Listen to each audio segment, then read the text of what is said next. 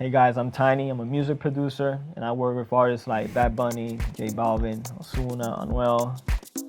I'm gonna walk you through how I create a reggaeton track.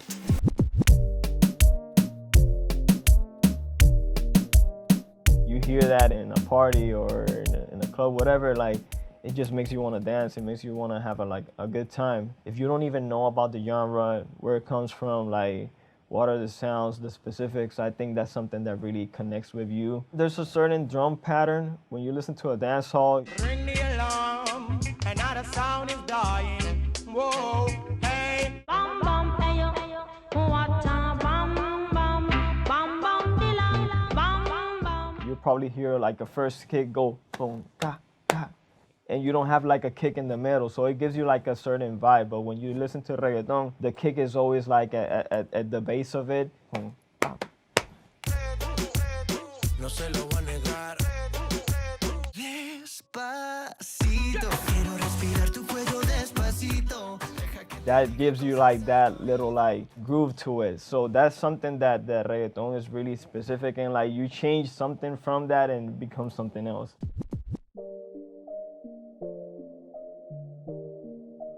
The hook and the melodic part of it, I think, is what really makes a song like go extremely commercial or like global. So when I start, I'll just like open a plugin, start looking for a sound, something that really catches my ear. I really love these plugins from Arturia. It has a lot of like cool vintage sounds. So I really like combining like old stuff with like the new modern stuff. And I used to listen to a lot of, Sione Lennox from Puerto Rico, and they always gave us that cool combination.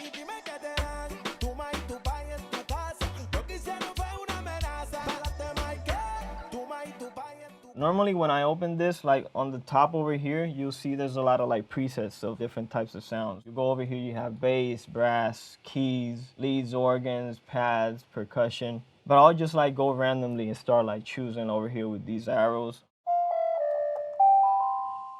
And until I find like the right sound, that's when I say, okay, where do I want to take this? Does this sound like a energetic type of beat? Do I want to do something up tempo? Do I want to do something more laid back? Is it something that's more of a chord progression, or is it just like a mono type of sound where I could just like do a main melody and then just build off of that? That's the part that really takes the most time. So I'll get on the keyboard and start like playing around, and I'll just like press record over here. And then from there, I just like put it in time, because sometimes it will get like off the grid if I do it like live. And then I'll start like, okay, how can I combine this with drums? So the thought process to get into drums, I'll start to connect with different like references, like probably things that I've done in the past, probably things that I've heard growing up that I think would be a cool combination. And I think the tempo has a lot to do with it. This one is at 82 BPM, so it's a really like laid back, like slow tempo. People call it like dembow because of it came like as a reference to a song called like that, like I don't know how many years ago.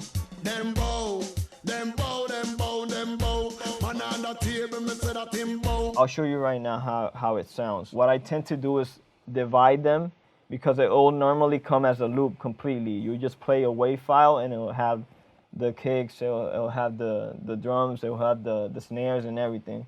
Since I wanted something that's not as busy and I wanted to like treat it separately from each other, I'll put the kick in one file over here and I'll put the snares in another one. That way I can like treat them differently.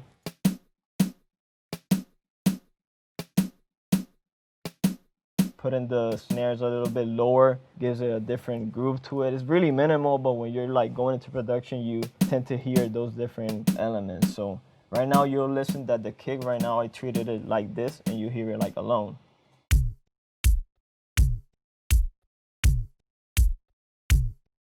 In the loop, it ends up like sounding like this. It's kind of similar, but you'll see there's certain things. Probably the kick has a little bit more punch than it used to have on the original loop.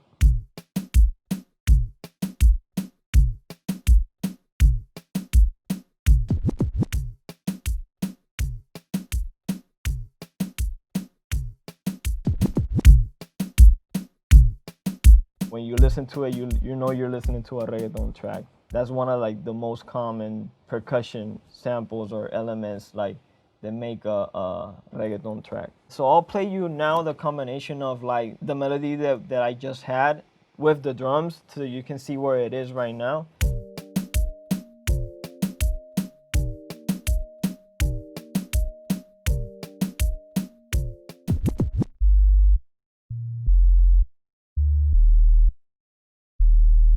Normally on reggaeton, the standard is like that basic sub bass. You know, it sounds kind of like this. It doesn't really like say much. It's a really basic sound, but when you take it to the lower side of it, you start to get like the heavy part of the sound. You probably don't even like hear it on the speakers, but when you hear it as a full song, it gives you that basic like aggressive like big sound to it. Go back to the plugins that I talked to you about, the Arturias. It has the Mini, which is a Mini Moog. Moog is like a vintage like keyboard that a lot of people like have been using for years. So I'll go over here and I like this one that's called a bass you'll use. I'll use it a lot in different types of songs. It has a lot of resonation. It has like a little bit of distortion, so you'll probably feel it a lot more than the regular sub bass.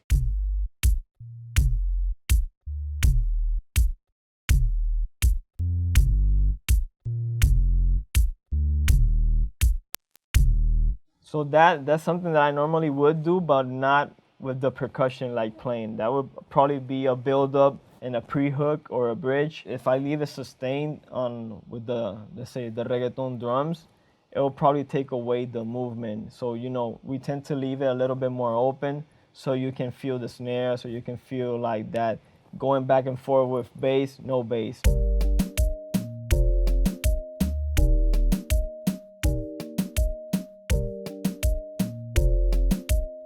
I think that gives it like that movement, and that's something really specific also from reggaeton. And then when there's just melodies, when it's just like a B part of the hook, when it's like a bridge, then you can be a little bit, explore a little bit more. So I think to give it a little bit more shape and start, let's say we go to the verse, I think it's going to be a lot more cleaner than what the hook is. Probably adding some reverb to the main melody. I really like this reverb over here called Valhalla Vintage Verb.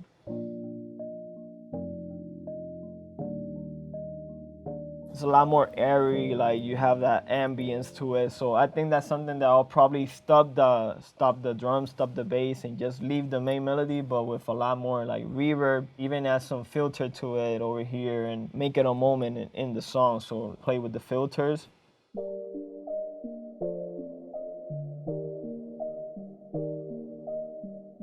Now it feels like you're in a cave or underwater. I tend to like work around like those areas and then like stop this and go back to the really dry one, and it takes you back to like the original part of it. So that's a lot of the things that really go into my production. Like I like working with basic things, like have a main melody and just how can I flip this during the song, and just like, let's say I want to pitch it down, I want to raise the pitch up, I want to add some reverb over here, distortion over here, and I think that keeps you interested in the track.